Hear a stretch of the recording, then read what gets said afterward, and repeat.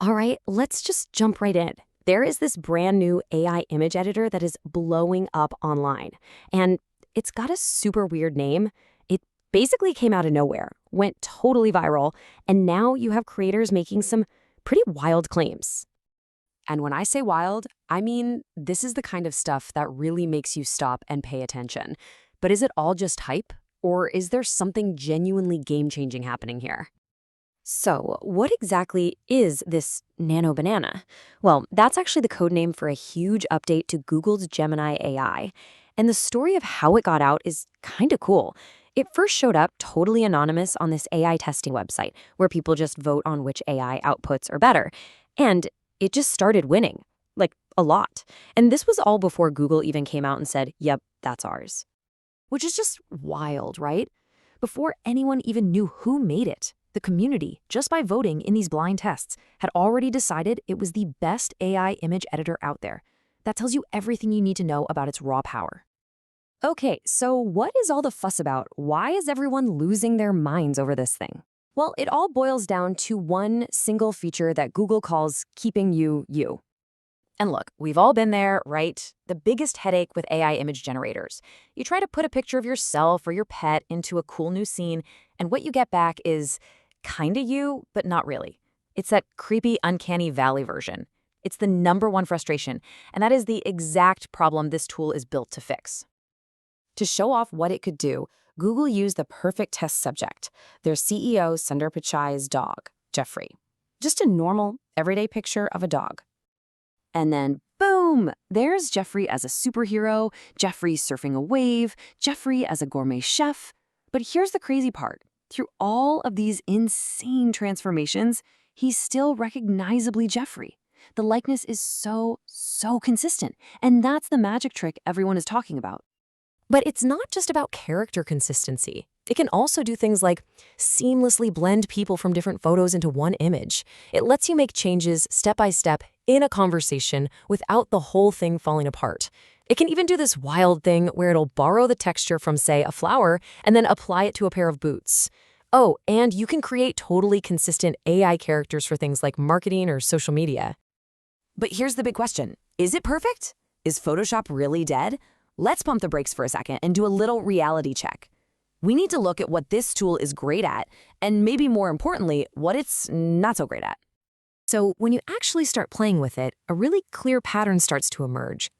It's an absolute genius when it comes to keeping a character consistent and blending scenes together, but ask it to do something super basic, like just cropping a picture, it totally falls flat. People are also finding it doesn't always follow text prompts perfectly. The final images can be kind of low res, and it's pretty terrible at generating text within an image. And hey, you don't even have to take my word for it. When a journalist from PC Gamer literally asked the AI to crop an image, this was its exact response. The model itself admits its own limitations, which is honestly kind of funny for a tool that's supposed to be the Photoshop killer. And the issues don't stop there. It turns out that amazing consistency it has with animals doesn't always work as well with real people. You can still get that slightly off, obvious AI look. Plus, because it's a Google product, it's really heavily censored, which means a whole bunch of creative ideas are just off limits. And you know what? It's not even the best at everything. When you put it head-to-head against some competitors, like this one called Quement Image Edit, it actually loses on certain tasks. So for example, if you wanted to take a photo and turn it into cool, retro pixel art, other AIs can actually do a better job. Okay, so it's got some flaws, I get it, but don't let that fool you for a second. The things it can do are unlocking a whole new creative frontier for artists, businesses, you name it. Think about it from a marketing perspective. The key here is speed. You can drop in a photo of your product and instantly, in seconds, see what it would look like as a giant mural on a building, or in a bus stop ad, or in a glossy magazine. Creating all those variations used to take days of work. Now it's just a couple of clicks. Or let's think even bigger. You could build a virtual try-on app.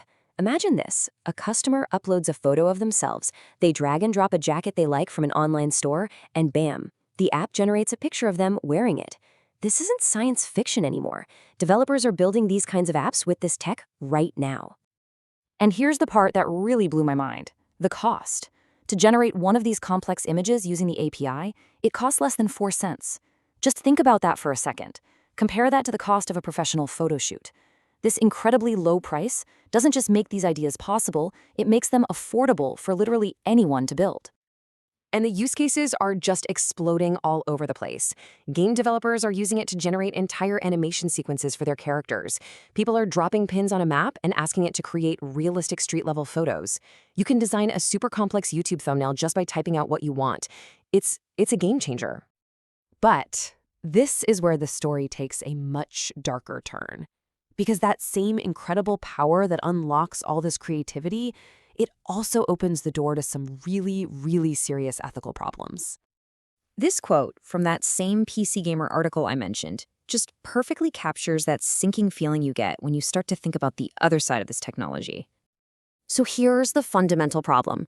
That amazing feature, the keeping you consistency that makes it so great for fun edits, well, that is the exact same technology you would need to create incredibly convincing fake photos and videos of real people. The bar for creating believable deepfakes and misinformation just got lowered dramatically. Now, Google knows this is a problem. They've tried to put some safeguards in place. There's a visible watermark on the images it creates, but honestly, it's pretty subtle and you could easily just crop it out. They also have an invisible digital watermark called SynthID, but the tool you need to actually detect it isn't really out there for everyone yet. So for now, it's a pretty limited defense. So this is the world we're in now. We have been given a tool that at the exact same time makes incredible creativity and dangerous deception easier than ever before. And that leaves all of us with a huge critical question. As these tools get so good that they become indistinguishable from reality, how on earth do we balance creative freedom with the need for digital truth? That's the challenge that's sitting right in front of all of us now.